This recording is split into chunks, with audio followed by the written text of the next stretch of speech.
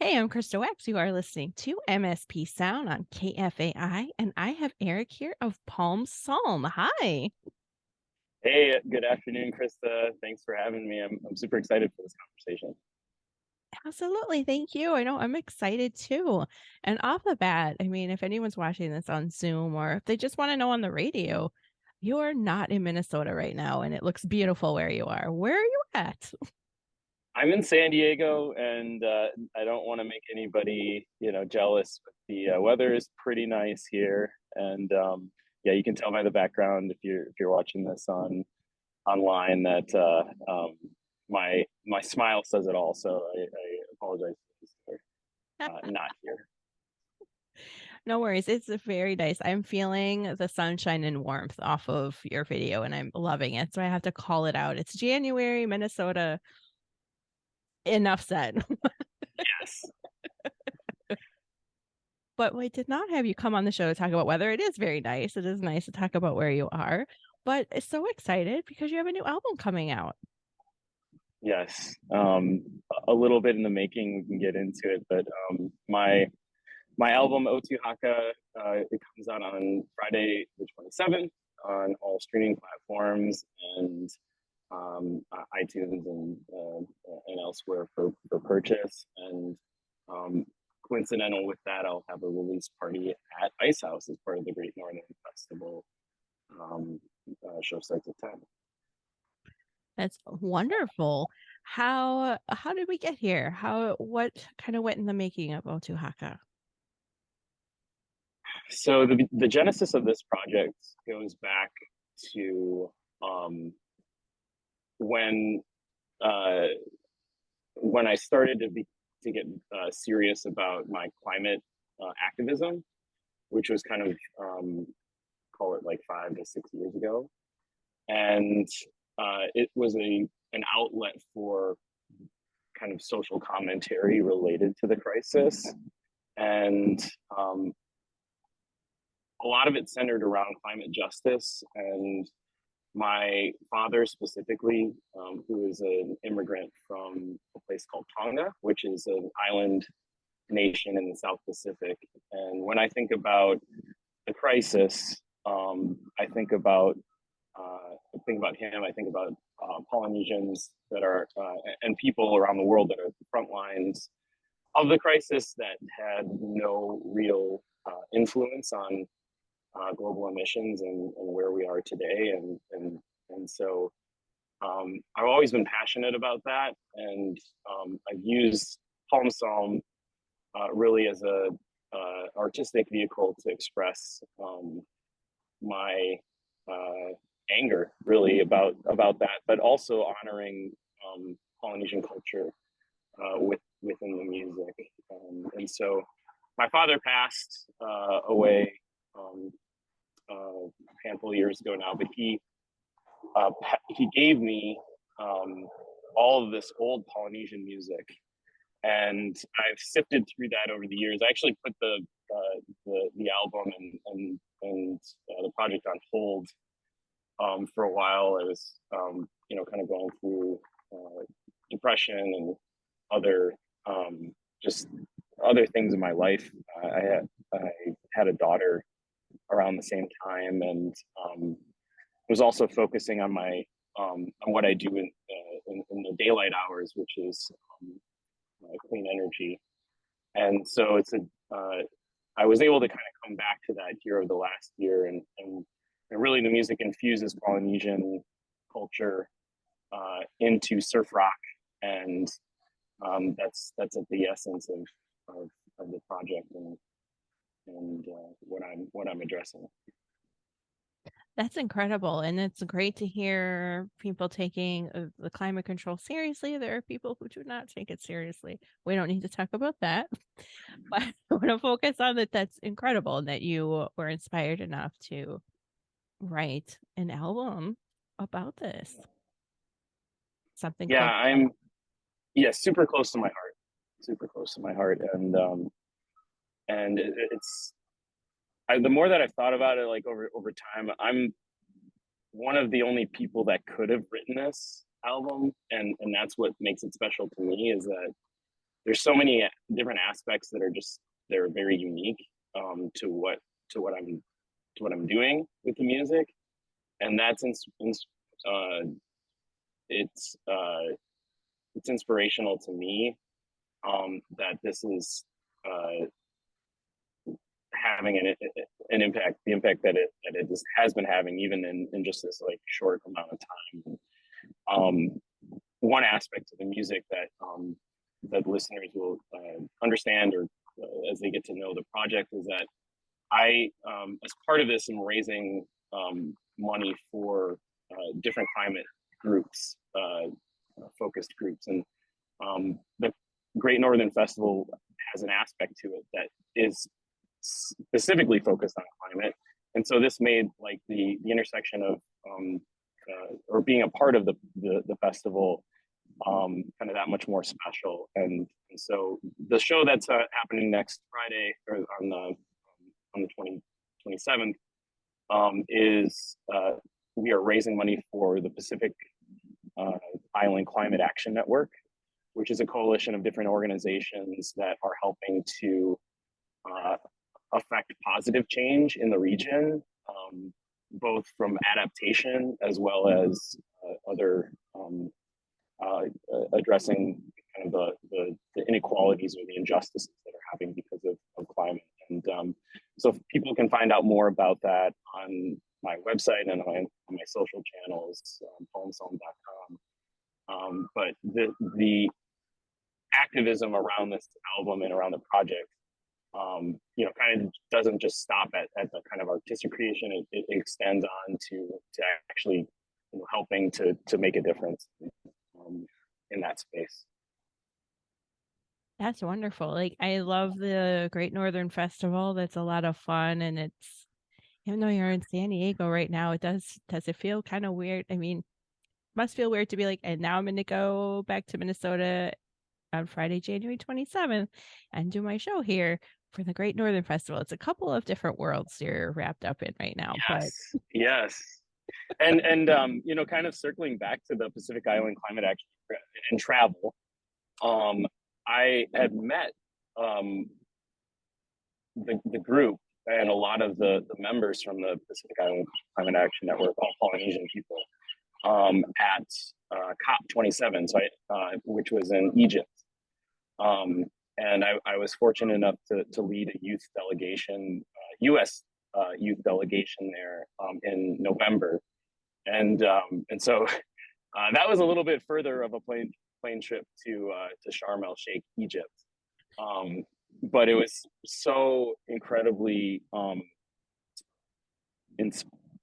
keep saying inspiring, but it was so impactful because I you see things firsthand. You see these issues in people's in their faces about how damaging and we're relatively isolated here, but in Minnesota and the US, and actually Minnesota is one of the best places in terms of uh, uh, adapting to a more volatile future in climate. But just it further kind of instilled in me like the uh, COP 27, the need for action. I already drank the Kool-Aid, I guess. Anyway, but it was great to meet people that from Polynesia that were on the front lines, and I talked with them about this project, and I shared the music, and they were all like, "Whoa, this is like." I never even knew that like somebody in the U.S. was like thinking about this and in this way, and so I made those friends and those connections, and I'm happy to be raising money on their behalf to make a difference in that region. wow, that's really incredible. I don't mean to keep saying that too. That's incredible. But that really is. Like it's really I really love hearing about just this purposeful like music, and you have a purposeful purpose. No, that's not what I want to say. Yeah. you know, a real strong purpose and a goal, and you're making that happen. You are really living through your actions, and like what you are saying, you're living living it and meeting with people and trying to help address this. And it's so admirable. That's what I'm trying to say. That's There we go. the 20 There's an words. adjective. Yes. Love it. Took me a minute. Love I had it. to wordsmith that for a bit, but it's very admirable what you're doing. And so I think that's so great. Thank you. Thanks for doing that, all of that. Yeah, I mean, this is what motivates me, you know, and um coming back, I guess, to, you know, I'm in San Diego now at a gathering about community solar, and that solar has been another passion of mine. Clean energy, obviously, it relates to the climate crisis. But you know, I'd taken some time away from music to focus on my on clean energy, and the um, uh, at, one of the impetus for me to get back into the studio last year was that my company that I helped to grow was going through an acquisition process where we were selling the business, and I couldn't talk about it with anybody.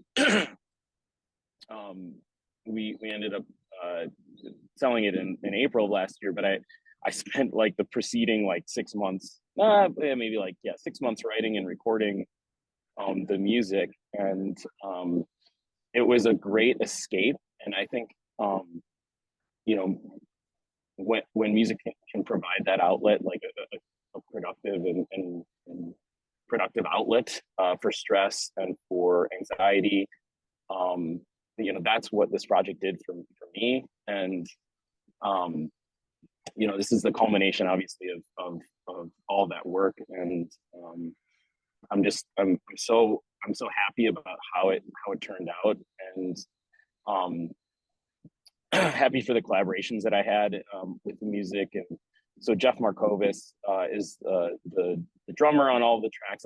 I'd done all the instrumentation, um, but he was also a co-producer and sound engineer, and so I worked with him pretty closely. And so shout out to Jeff Markovis, who's in a handful of bands like I think Cursive and Lunch Duchess, and a few other groups. And so just shout out to Jeff for helping to kind of take the vision and create it and distill it into what it is.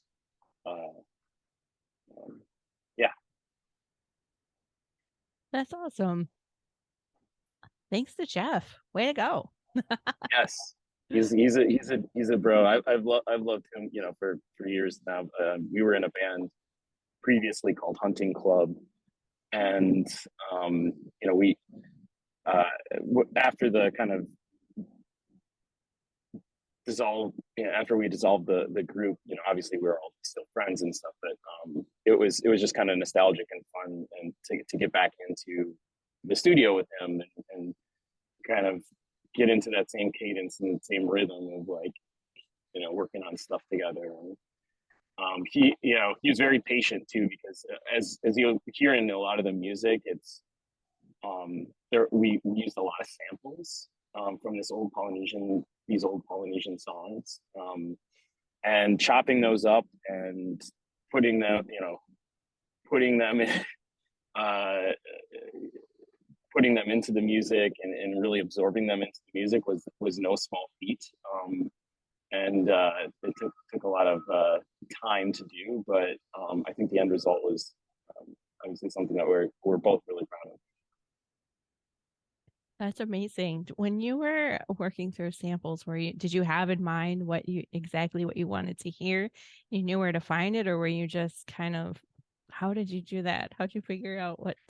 Yes, so it's this was also part of like a personal exploration where I didn't grow up with the Polynesian side of my family. My parents split when I was pretty young, and so I lived with my mom's side, my grandparents, and my mom's side of the family. And it wasn't until later in life that I really got to know that side, kind of after high school. And uh, I was reading books about Tonga, and I was doing like, it was so I was picking up on a lot of these different things. So there's a song called Otuhaka. Otuhaka was a dance, and it uses this narration from an old Tongan historian that says, he says, Otuhaka was a dance performed by noble ladies, and then I, kind of tongue in cheek, like just chopped up those words, and then like he ends the narration by saying the songs, the words that the music in the song, these songs are so old that people have forgotten their meaning, and that was like really striking to me. And that, like, when I think about like the future potentially with no Tonga on the map, or no, Polynesian islands getting erased due to sea level rise, are we going to forget those words much the same as um, are we going to forget their culture much the same as people have forgotten the words to these songs? They forgot the meaning to the words of the songs. They know the words, but they don't know the meaning. And and so, like, that was one instance of, I wanted to encapsulate that to some degree, best I could. And there are other elements too that I was just like, whoa, here's like this old canoe chant. It's a cappella, and like then I would just start playing chords behind it, and like, okay, this kind of works, like, and it sounded like really cool, and it was just reimagination in a lot of cases of the stuff that people, I, I don't know who else would really be listening to this music, but it certainly isn't in kind of the lexicon of what's like, cool and hip these days or whatever. But it was cool and hip to me, and so I would pick out these things as I listened to this music. I just made a huge playlist of all this music, and some of it was vinyl. And I'd just be listening to the vinyl in some cases. But I found like these little pieces that I felt like were cool, and then I'd pull on those tug on those strings, and that's kind of the genesis to some of the songs, at least. And that process was it was really fun, because it made me think about my dad, made me think about the people, and but in a way that was kind of my interpretation of it. It sounds like a very fun process. Mm-hmm. That's incredible. So, are you able to talk about like kind of what's happening at this conference that you're at, or like some of the sessions, or what? Yeah.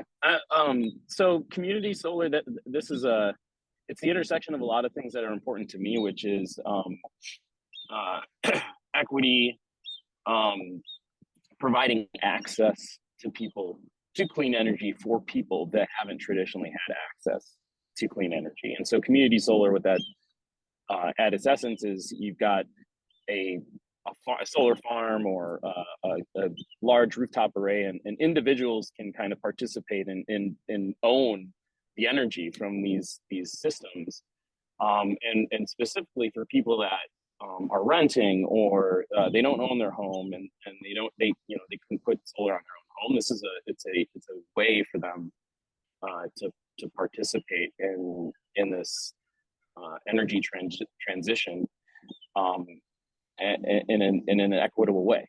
Um, and so the advent of community solar has really taken off in the U.S. And I've been fortunate enough to be kind of at the epicenter of a lot of that work. And most people wouldn't know this, but Minnesota is a huge leader in community solar, and so that's kind of where it's been a test bed, I would say, for this concept kind of nationwide. And so I've been doing that work for a long time, and it's like the happy intersection between like what I'm super passionate about, what I guess I'm kind of good at, and this music project kind of is an extension of that, in that, like, climate justice, really important, and you know that's what kind of drives me, and so this it's nice when last year this conference was in Boston, my flight got canceled on the way back, and so I won't have that due to a snowstorm. I won't have that issue this go around, but yeah, that's I guess a snapshot of kind of the other side of the coin for me. Okay. Do you have any tips for anyone that wants to get more involved in climate control or what they can do to get started or involved or learn more? I'm sure Yeah, that there's a lot, but this is gonna sound somewhat ridiculous because it is, but so I wrote a I've been in the clean energy industry for a while now, and I would get questions from a lot of my friends or my friends of friends that like, hey, what is clean energy about? Like, you know, are there opportunities for me, like from a career standpoint? And so, being ridiculous as I am, I wrote a book about it, and which was released in 2020, and I'm working on a second edition now with a publisher, but um, that called Clean Wave, and it's called Clean Wave: A Guide to Success in the Green Recovery. And at that time in 2020, it was kind of about like what coming out of COVID, like what opportunities are there? And so there's a website, cleanwavebook.com, and you can get it on Amazon.